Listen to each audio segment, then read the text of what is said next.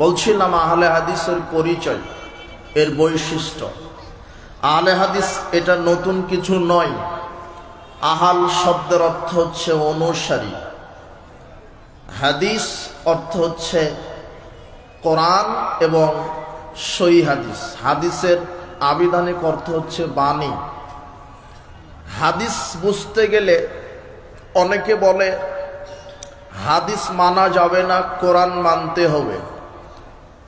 এ শিক্ষিত নয়, এ হলো অশিক্ষিত। যারা বলছে যে হাদিস মানা যাবে না, সুন্নাহ মানতে হবে, এই কথা 10 বছর পূর্বে পৃথিবীতে কেউ বলেনি। এই কথা আজ থেকে 10 বছর পূর্বে এই কথা কেউ বলেনি যে হাদিস মানা যাবে না, সুন্নাহ মানতে হবে। এই নতুন কথাটার ডেলিভারির বয়স হয়েছে মাত্র 2, 4, 5 বছর। এর পূর্বে এই কথা কেউ বলেনি। আপনি যদি তাকে জিজ্ঞাসা করেন যে সুন্নাহ মানতে হবে, এর দলিল কোথায়, তখনও বলবে যে সুন্নাহ মানতে হবে, এটা হাদিসে আছে। তো আপনি যে বলছেন হাদিস মানা যাবে না, অথচ হাদিস থেকেই বলছে যে সুন্নাহ মানতে হবে, কোথায় আছে? হাদিসে।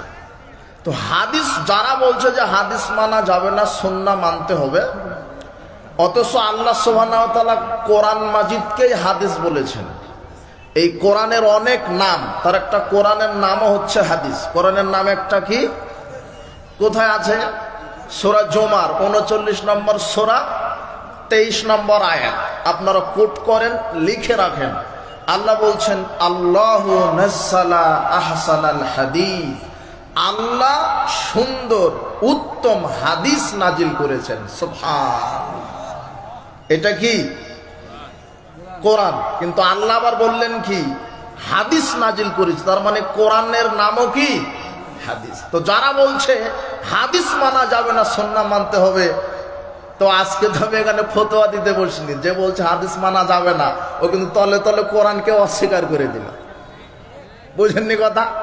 এই তোমরা কোট করে রাখো। এই যুবক শোনো, তোমরা কোট করো। সূরা জুমার 39 নম্বর সূরা 23 নম্বর আয়াত, আল্লাহু নাযালা আহসানাল হাদিস, আল্লাহ উত্তম হাদিস নাজিল করেছেন। এটা কি? কোরআনকে আল্লাহ কি বললেন? হাদিস। তার মানে আহলে হাদিস, আহাল শব্দের অর্থ অনুসারী, পরিবার। আর হাদিস মানে কোরআন ও হাদিস, রাসূল সাল্লাল্লাহু আলাইহি ওয়াসাল্লামের মুখ নিঃসৃত বাণীও কি? হাদিস। তার মানে যারা পবিত্র কোরআন এবং সহিহ হাদিসের সার্বিক জীবনের নিঃশর্ত অনুসারী, তাদেরকেই আরবি সম্বন্ধ পদে বলা হয় আহলে হাদিস।